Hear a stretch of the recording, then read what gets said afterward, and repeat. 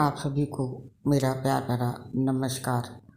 दोस्तों, आज इस पोस्ट में आपके साथ शेयर करेंगे एकादशी कब है। कामदा और कामदा एकादशी की कथा।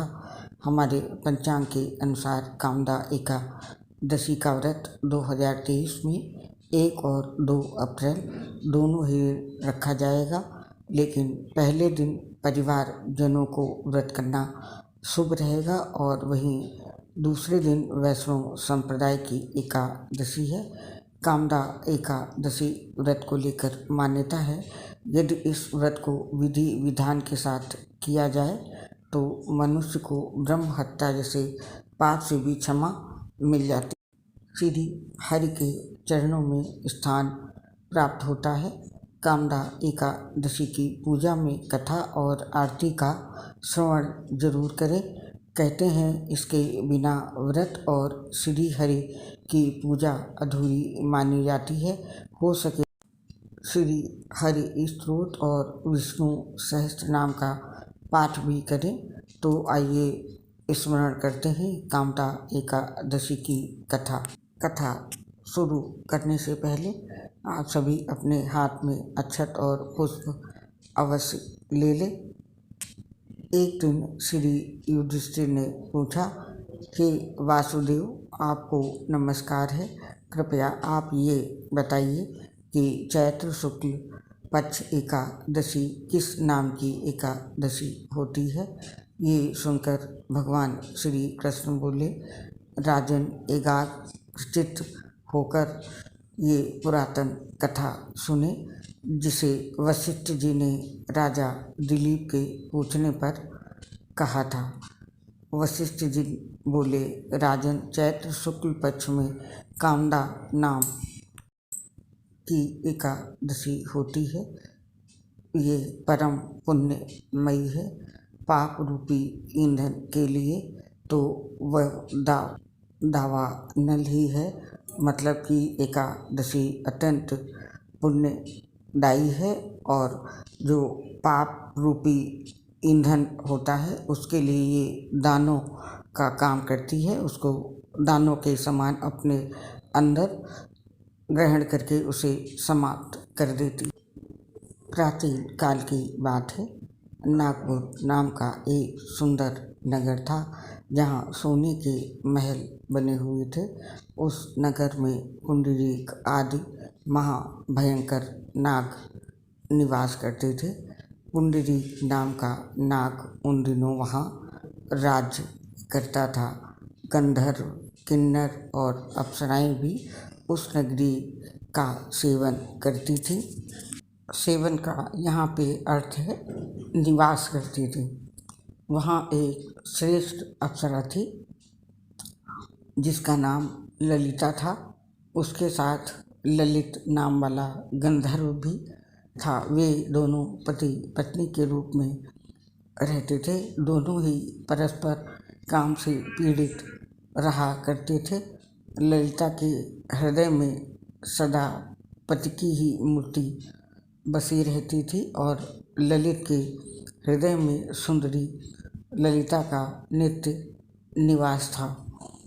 एक दिन की बात है।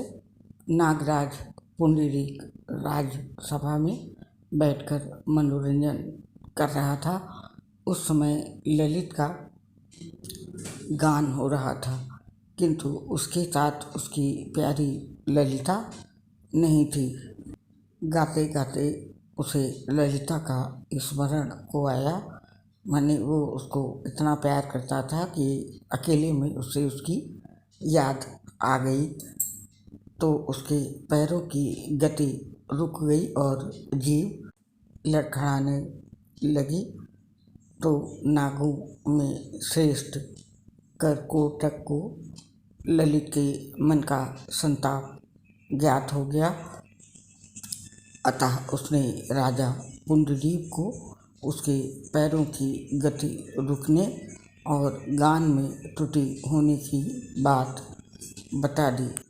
करकोटक की बात सुनकर नागराज पुंडरीक की आंखें क्रोध से लाल हो गई। उसने गाते हुए कामातुर ललित को शाप दिया, दुर्बुद्धि, तू मेरे सामने गान करते समय भी पत्नी के वशीभूत हो गया, इसलिए या तू राक्षस हो जा। उन्होंने उसे श्राप दिया। राजा पुंडरीक के इतना कहते ही वो गंधर्व राक्षस हो गया।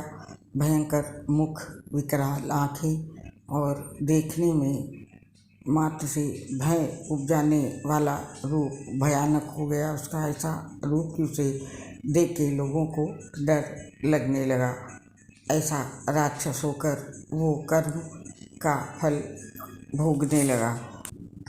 इधर ललिता अपने पति की विकराल आकृति को देखकर मन ही मन बहुत चिंतित हुई। भारी दुख से वो कष्ट पाने लगी। सोचने लगी, क्या करूं मैं, कहाँ जाऊं कि मेरे पति पाप से कष्ट पा रहे हैं। बहुत ही चिंतित थी। इसी चिंता में वो रोती हुई घने जंगलों में अपने पति के पीछे पीछे घूमने लगी। वन में उसे एक सुंदर आश्रम दिखाई दिया, जहाँ पर एक मुनि शांत मुद्रा में बैठे हुए थे। किसी भी प्राणी के साथ उनका वैर विरोध नहीं था। ललिता शीघ्रता के साथ वहाँ गई और मुनि को प्रणाम करके उनके सामने खड़ी हुई। वो मुनि बड़े ही दयालु थे। उन्होंने उस दुखिनी को देखकर वे इस प्रकार से बोले, सुबह तुम कौन हो, कहाँ से यहाँ आई हो, मुझे सब सच सच बताओ। तब ललिता ऋषि से बताती है, कहा कि महामुनि, वीर धनवा नाम वाले एक गंधर्व हैं। मैं उन्हीं महात्मा की पुत्री हूँ। मेरा नाम ललिता है। मेरे स्वामी अपने पाप दोष के कारण राक्षस हो गए हैं।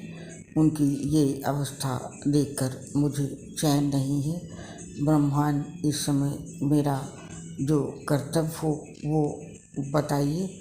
विप्रवर जिस पुण्य के द्वारा मेरे पति राक्षस भाव से छुटकारा पा जाएं, उसका उपदेश दीजिए।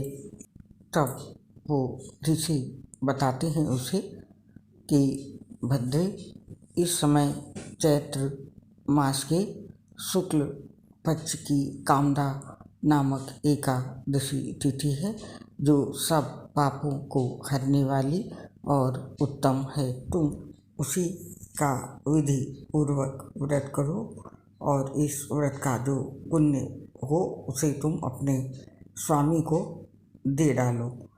पुण्य देने पर क्षण भर पे ही उसके शाप का दोष दूर हो जाएगा। तो वशिष्ठ जी कहते हैं, सुनिए राजन, जब मुनि का ये वचन ललिता ने सुना तो उसे बहुत ही हर्ष हुआ। उसने एकादशी को उपवास करके द्वादशी के दिन उन महेश के समीप ही भगवान वासुदेव के समक्ष अपने पति के उद्धार के लिए ये वचन कहा कि मैंने जो ये कामदा एकादशी का उपवास व्रत किया है, उसके पुण्य के प्रभाव से मेरे पति का राक्षस प्रभाव दूर हो जाए। वशिष्ठ जी आगे कहते हैं कि ललिता के इतना कहते ही उसी क्षण ललित का पाप दूर हो गया। उसने दिव्य देह धारण कर लिया, राक्षस भाव चला गया और पुनः गंधर्वत्व की प्राप्ति हुई। वशिष्ठ जी आगे कहते हैं, नृपश्रेष्ठ, वे दोनों पति पत्नी कामदा के प्रभाव से पहले की अपेक्षा और भी अधिक सुंदर रूप धारण करके विमान पर आरूढ़ होकर अत्यंत शोभा पाने लगे।